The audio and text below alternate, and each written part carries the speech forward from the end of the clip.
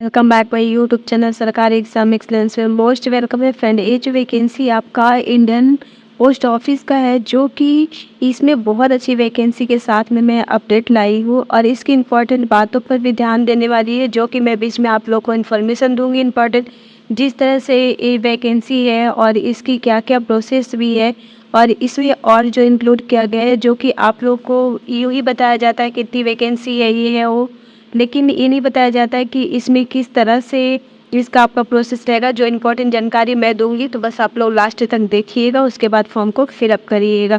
तो फ्रेंड, अगर आप चैनल पे पहली बार आए हैं तो चैनल को सब्सक्राइब जरूर कर लीजिएगा। हर एक अपडेट पाने के लिए बेल आइकन को आप ऑल को क्लिक करके रखिएगा, ताकि आपको इन्फॉर्मेशन सबसे पहले अपडेट मिल जाए। अपने फ्रेंड को भी शेयर कर दीजिएगा, क्योंकि इसमें वैकेंसी बहुत अच्छा है, 40,000 के अप्रॉक्स है। तो इसमें आप लोग अपने फ्रेंडों को भी अपडेट कर दीजिए शेयर करके। तो चलिए डिटेल के साथ में बताते हैं फ्रेंड। देखिए, इसके आधिकारिक जो है ऑफिशियल वेबसाइट है, उससे ही मैं आप लोग को बता रही हूँ, और इसमें किस तरह से भरना है वो इस पर भी डिटेल बात करेंगे, जो कि इंडिया पोस्ट ऑफिस जीडीएस की वैकेंसी के लिए है। और इसमें 40,000 पदों के लिए वैकेंसी है, सिर्फ 10वीं पास पे होगा। और इसमें देखिए, जो 26 तारीख को पोस्ट अपडेट कर दिया गया है, यानी कल किया गया है। और ये इसमें जो पोस्ट है, वैकेंसी नेम है आपका जीडीएस है, बीएमपी है, एबीएमपी है। और इसका जो है आपका देखिए 40,000 अप्रॉक्स है। मैं आप लोग को बता दूँ पहले, 40,000 है। और स्टार्ट कब से होगा वो भी मैं बताऊंगी, थोड़े से आप लोग वेट करिए।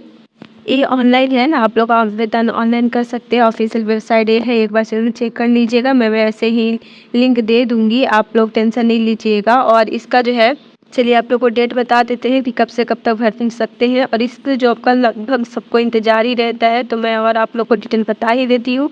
देखिए, ये जो है डाटा एंट्रीजिंग ऑफ द वैकेंसी डिवीज़न का, जो 1/7/2024 से आपका 6/7/2024 अपडेट करी चेकिंग करेगा डाटा एंट्री का, जो कि है आप लोग 8/7/2024 है। अप्रूवल बाय द सर्कल, तब सर्कल वाइज निकालेगा, जो कि आपको 9/7 से लेकर 10/7 की है। और इशू ऑनलाइन नोटिफिकेशन 15 तारीख से आपको दे देगा, अगले महीने जुलाई में।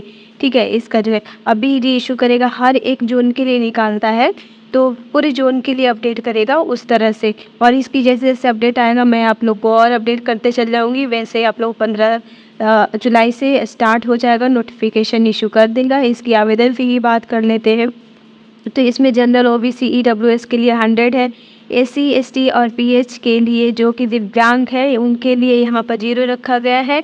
और ऑल कैटेगरी फीमेल के लिए, आप फीमेल अगर जनरल से है, ओबीसी से है, एसटी एससी से, यानी कोई भी कैटेगरी में आते हैं, तो आप यहाँ पर आवेदन फी निःशुल्क है। आप आराम से ये जो है फॉर्म को फिलअप कर सकते हैं। और पोस्ट ऑफिस का जो है सेंट्रल लेवल की होती है, तो आप कोई भी जोन में डाल सकते हैं, वो भी मैं बताऊंगी कोई जोन में कैसे डालिएगा और उसके लिए क्या ज़रूरी है। इस चीज़ों पर ध्यान रखना है। ऐसे नहीं कि आप उठ के कहीं का डाल दीजिए, वेस्ट बंगाल हो गया, फिर आपका जैसे कि चेन्नई हो गया, बेंगलुरु हो गया, इस तरह, या फिर कोई और स्टेट के लिए डाल दें। तो उसमें भी मैं बताऊंगी कि अगर आप अपने स्टेट से अगर दूसरे स्टेट में अगर डाल रहे हैं, तो उसके लिए क्या ज़रूरी है।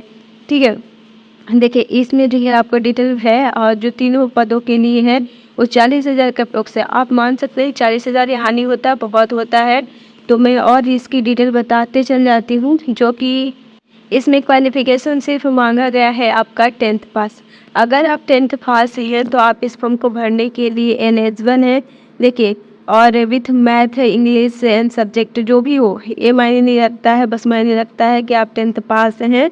ठीक है, आपका परसेंटेज भी मायने रखता है इस वैकेंसी के लिए। मैं आप लोगों को क्लियर कर दूं कि परसेंटेज पे इसमें कोई भी आपका एग्ज़ाम नहीं होता है, सिर्फ आपका इस पे जो भर्ती होता है, सिर्फ आपका मेरिट लिस्ट पे होता है, यानी कि आपके नंबर बेस पे यहाँ पर आपको ज्वाइनिंग मिल जाएगा। ठीक है, और मैं आपको बता दूं कि जैसे कि अभी मैं बात कर रही थी कि कोई और स्टेट के भर रहे हैं, तो उसके लिए क्या ज़रूरी है। देखिए, यहाँ पर आपका लोकल लैंग्वेज ज़रूरी है। जैसे आप वेस्ट बंगाल का है, अगर आपको बंगाली आती है तो आप आराम से फिल कर सकते हैं। अदरवाइज़ अगर आप वहाँ से नहीं है, अगर भाषा अगर आता भी है, तभी भी आप भर सकते हैं। बट अगर वहाँ से नहीं है और आपको भाषा नहीं आता है, लोकल जो भी आप हैं, लोकल अगर नहीं आता है, तो आप नहीं भरिएगा, क्योंकि लोकल लैंग्वेज अनिवार्य रहता है। सेंट्रल है, यहाँ पर कोई भी रूल स्टेट का लागू नहीं होता है कि वहाँ पर आप जाएंगे तो जनरल हो जाएंगे, ऐसे नहीं है।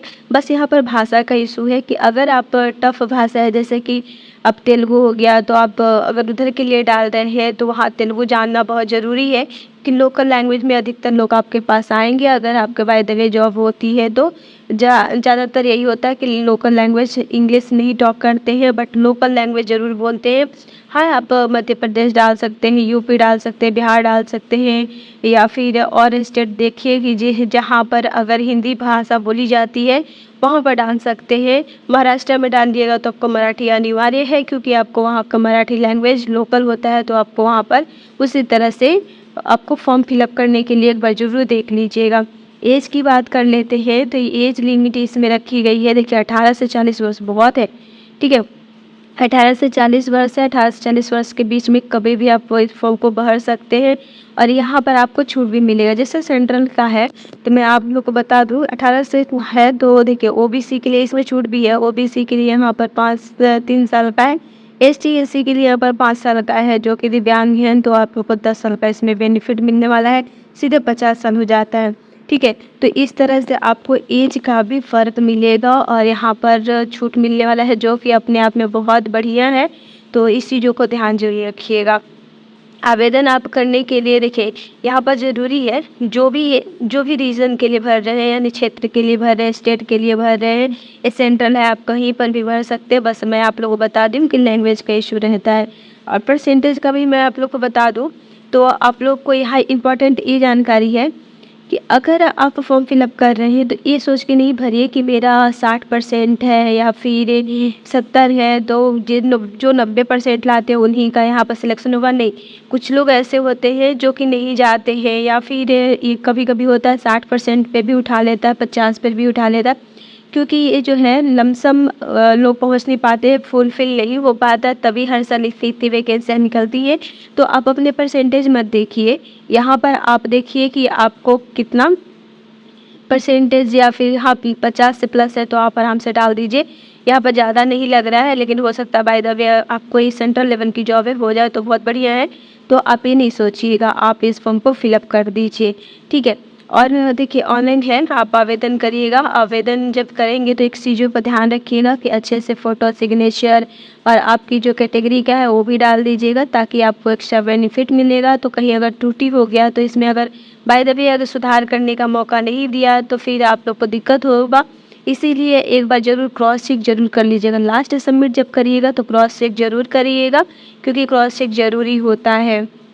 और मैं इसका लिंक ओपन हो जाएगा मैं दे दूँगी, ठीक है। और जो है इसका आप लोगों को सारा अपडेट और नेक्स्ट वीडियो में देना है, तो वो भी आप लोग को बिल्कुल इसका जो है जैसे कि आप लोग को सिलेक्शन होगा उस तरह से मैं दूंगी कि इसमें किस तरह से सिलेक्शन होता है, इसमें कितना कट ऑफ जाता है, और नेक्स्ट वीडियो उस पे रहेगा। तो फ्रेंड, अगर वीडियो अच्छा लगा हो तो प्लीज़ लाइक कर दीजिएगा, सब्सक्राइब कर दीजिएगा, अपने फ्रेंड को शेयर कर दीजिएगा। मिलते हैं नेक्स्ट वीडियो में, तब तक के लिए गुड बाय।